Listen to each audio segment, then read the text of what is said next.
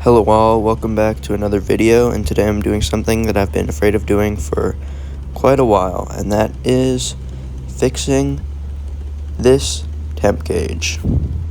I've been scared of doing this simply because of the Facebook posts I've seen of wires tumbling out of the dash and just a mess everywhere, and quite frankly, I didn't know where to start when I began this, but it's something that's obviously essential to the car because I don't want it to overheat.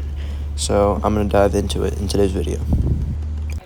I know the sender wasn't at fault because I grounded out the temp gauge wire, and the gauge is supposed to jump all the way to the top when you do this, and nothing happened. So that means that either the wire is bad or the gauge itself is bad.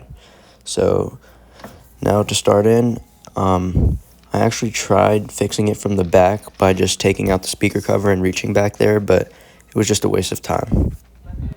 I was worried about doing things properly because I have an airbag wheel and you need to remove the wheel to do things properly, and the Bentley manual has all sorts of warnings about doing this. It was definitely pretty scary, and I kept my body to the side of the airbag in case it spontaneously exploded, but I was very careful. I wore eye protection and it was fine. I'm not really going to give advice on removing that because it's kind of like a bomb. There's definitely better videos out there, but just make sure you disconnect the battery and don't bother the airbag for like 20 minutes to let the capacitors go away, and try to be careful with the clock spring. It's behind the wheel and you kind of have to like tape the clock spring up. It's pretty tedious, but just be careful. As for getting the dash fascia off, it was just 4 screws that you have to undo, and then you just start unplugging things.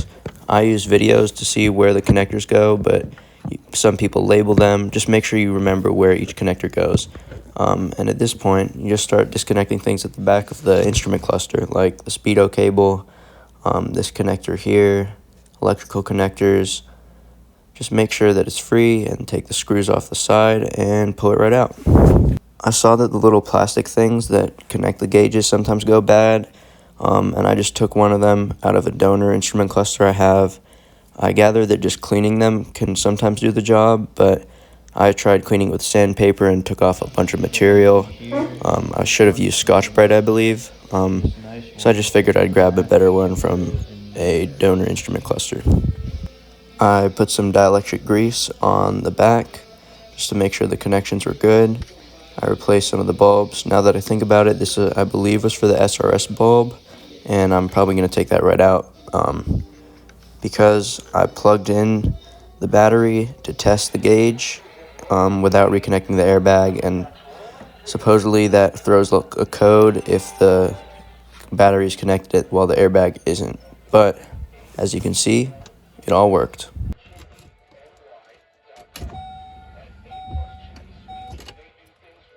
Yes! Let's go!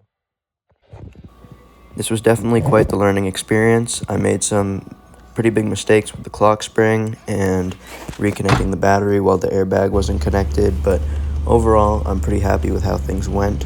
And this was something that scared me for a while, and now it's something that works in my car, so I'm very happy.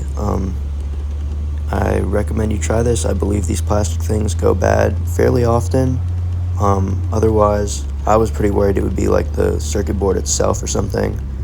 But yeah, thanks for watching. I hope this helped some of you.